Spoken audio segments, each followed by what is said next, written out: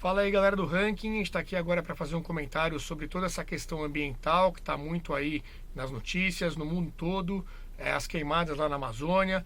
E a ideia aqui é dar um pouco dos dois lados, né? O lado que o Bolsonaro, o governo, tem colocado, que é o que está acontecendo, as críticas que eles vêm recebendo também por parte aí dos ambientalistas, de toda a imprensa que está acompanhando, e o que o Ranking acha, qual deve ser o caminho para resolver essa questão.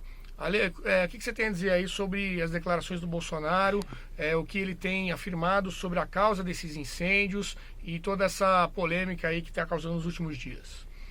Bom, em primeiro lugar, acho que é importante deixar claro que meio ambiente, na opinião do ranking dos políticos, não é uma pauta de direita ou de esquerda. Meio ambiente é uma pauta da humanidade, então a gente é firme defensor aí da preservação ambiental, né? É um trabalho do governo, não é um trabalho que pode ser deixado para iniciativa privada, porque proteger o meio ambiente por natureza é um trabalho que envolve alguns conflitos de interesse, né? Por exemplo, a empresa de agricultura, ela tem um interesse financeiro em alguns momentos em devastar florestas, e a sociedade em geral ela tem um interesse em preservar. Então o governo, como representante da sociedade em geral, tem que agir para garantir a preservação ambiental. Claro que em parceria, né, com ONGs sérias, com empresas, tudo, mas é o governo que tem que estar à frente disso. Quando a gente vê nessa questão das notícias dessa semana, acontece o que tem acontecido no Brasil em praticamente tudo que acontece de importante. A polarização e a politização do assunto. Né? Então você já vê aí um movimento da oposição trazendo uma tese de que, basicamente, o Bolsonaro não está nem aí para o meio ambiente, está cagando para o meio ambiente, está fechado com o pessoal da agricultura, né, com o agronegócio, e aí o agronegócio se empolgou, começou a queimar matas em escala muito maior, e isso escureceu o céu de São Paulo e tal. Essa é a tese da oposição. E o governo traz uma tese diferente, que é de que eles sim preservam o meio ambiente, porém eles querem trazer uma nova seriedade no trato com as ONGs. Né? A gente sabe que no Brasil muitas e muitas ONGs são, na verdade, fachadas para picaretagem e até crime organizado. E ele cortou, né, muito dinheiro que vinha para essas ONGs, o pessoal que estava durante aí muitos anos vivendo disso. Agora esse governo deu uma mudança dessa política e causou aí muita revolta desse pessoal também. Claro, existem ONGs que são sérias, como qualquer setor, mas também, como você citou, havia muita coisa ali que estava só nas famosas tetinhas, né, Ale? Então, assim, o ministro Salles tem capitaneado isso, falado bastante desse assunto. Nós, como ranking dos políticos, sempre observando o governo, a gente sabe que realmente nesse ponto eles têm razão. Onde tem ONG, tem uma boa parcela, não todas, mas uma boa parcela de picaretagem, de gente que fica nas tetinhas lá mamando dinheiro público para não executar o que deveria ser executado, né? ONG de proteção ao índio, ONG de proteção à mata não sei o que, tudo nomes bonitos, mas que na prática é cabide de emprego que não executa nada. Agora, o ônus da prova cabe ao ministro Salles, então ele tem que rapidamente, até para preservar o próprio nome dele, correr atrás dessas provas, entrar com auditoria rápida e apresentar isso que ele está alegando. A alegação que você diz é que as próprias ONGs é que estão por trás aí, por exemplo, de esse maior número de incêndios e esses problemas que estão acontecendo agora. Isso é um pouco... o governo chega a afirmar até isso, que eu acho até um pouco difícil. O primeiro nível seria dizer se as ONGs são sérias ou se tem realmente muitas ONGs picaretas. Certo. Se realmente são ONGs picaretas, o governo fechou as torneiras, cortou a verba, aí tem toda essa reação hoje na mídia de essa histeria anti-Bolsonaro, como se ele tivesse aí uma nova política florestal diferente do anterior, né? Então a gente vai ter que ver provas para poder nos posicionar firmemente. E outra coisa interessante é que o Ministério do Meio Ambiente tem falado claramente aí que o meio ambiente não se resume só à Amazônia, né? Que tem que cuidar muito melhor das cidades, que era uma área negligenciada no passado, né? O esgoto urbano, poluição do ar, da terra, na região urbana, que é onde vive a maioria dos brasileiros, né? Quase 90% da população vive em cidades.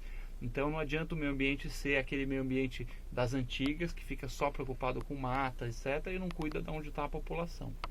E falando em relação aí às áreas das florestas, a região norte e tudo isso, também achar uma solução sustentável para que essas pessoas que moram lá tenham um meio de vida, né, dentro da lei, que possam se sustentar para não cair nessa ilegalidade. Não adianta tapar o sol com a peneira, quem está lá vai querer alimentar os filhos, vai querer prosperar. Então essa é uma outra afirmação do governo também, o ministro Salles fala muito disso. A gente espera que seja encontrada uma saída, porque aí sim a gente vai ter uma proteção ao meio ambiente de uma forma estruturada, e como que é o que dá certo em países desenvolvidos, né? Sim, porque só proibir a derrubada de mata e deixar a população pobre lá e falar, não pode mais devastar o meio ambiente e não dar uma opção, é uma hipocrisia e não é realista, porque simplesmente o cara não vai seguir, você não vai conseguir ter agente público no Brasil inteiro, um território continental. Tem que achar soluções que gerem renda de forma limpa e ecologicamente responsável. A gente acredita assim, o meio ambiente tem que ser muito bem cuidado, tem que ser uma atividade prioritária do governo.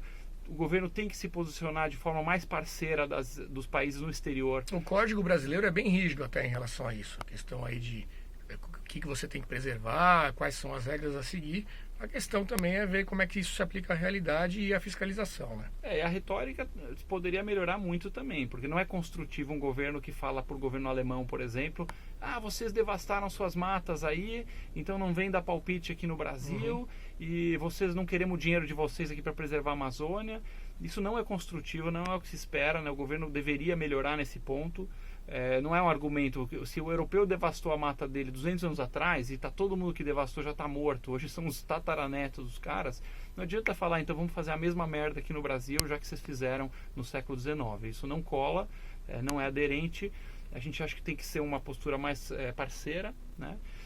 Porém, ficamos muito de olho, todo mundo está acompanhando a politização, porque assim, quando vem essa gritaria toda, né, notícias da manchete, incêndio da Amazônia deixa o céu de São Paulo preto. Cuidado, peraí, o incêndio você vai ler depois no detalhe, você vai ler os relatórios dos institutos meteorológicos, são incêndios na Bolívia, no Paraguai, né? Então você vê que tem um uso político, né? A hora que o jornalista coloca lá incêndio na Amazônia causa o céu preto em São Paulo, você está vendo uma agenda política por trás de manipulação da opinião pública. Portanto, tem que ter muito equilíbrio aí para avaliar esse tipo de situação. Vamos continuar acompanhando, vendo aí as notícias todas e cobrando uma posição com ações concretas, né? Parar dessa coisa aí da ideologização, politicagem, e tentar resolver o problema. A gente quer aí um desenvolvimento sustentável e com ações que façam parte de algo racional e não só com a emoção de ambos os lados, de quem critica e de quem defende o que está acontecendo com o governo. Bacana. E você que acompanhou a gente, se puder compartilhar sua opinião, vamos ficar muito felizes de poder abrir esse debate para a gente poder também aprender um pouco e todo mundo se enriquecer na discussão política. Se você gostou desse vídeo, siga a gente nas redes sociais.